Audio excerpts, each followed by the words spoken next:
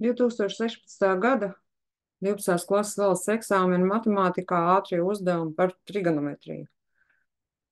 11. uzdevums, kurā no atbilžu variantiem dot izteiksmes kosinus 780 grādiem vērtību. Nu, un dot 4 atbilžu varianti un vērtību tabulu, lai nav jāmeklē formulu lapā.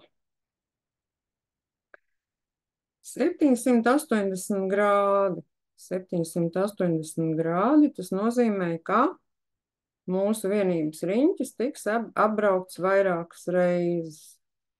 Un pilns aplis ir 360 grādi. Cik reizes mēs braucam 360 grādus? 2 reizes ir 360. Tas ir 720. Un 780 mīnus 720 paliek mums vēl 60 grādi. Tātad kaut kur šeit. Pie 60 grādiem kosinus mums ir viena puse.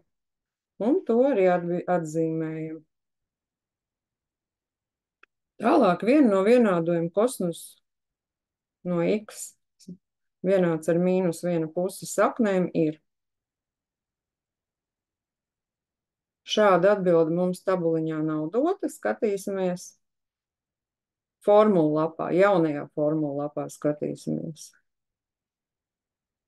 Kosinus uz horizontālās as mēs skatāmies mīnus viena puse. Atbilst leņķiem. Projicējam šos te leņķus uz horizontālo asi, vai nu 2π dalīts ar 3, vai 4π dalīts 3. Nu, un attiecīgi negatīvie leņķi, bet vispirms pārliecināsimies, varbūt mums šādi jau ir. 2π dalīts 3 ir, 4π dalīts 3 nav, π dalīts 3 jau būs pozitīvs, 7π dalīts 3 jau būs pozitīvs. Un mēs uzdevumu esam atrisinājuši. Atbilde B. 2π dalīts ar 3. Tālāk paskatīsimies vēl vienu 13. uzdevumu. Mums ir dot izteiksme 3 kosinusi kvadrāti no 2x, 3 sīnusi kvadrāti no 2x ir identiski vienādi ar. Atkal skatāmies formulu lapā, jau jaunajā atkal.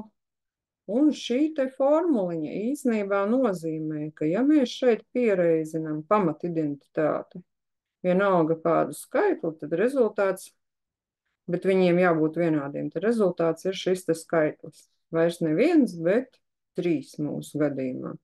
Un zem funkcijas izteiksme alfa vietā jābūt vienādiem burtiņiem, gan zem sīnus kvadrāta, gan zem kosinus kvadrāta. Tad mums bija 3 reizes, atbilde B. Tādi bija īsie trigonometrijas uzdevumi. Paldies par uzmanību.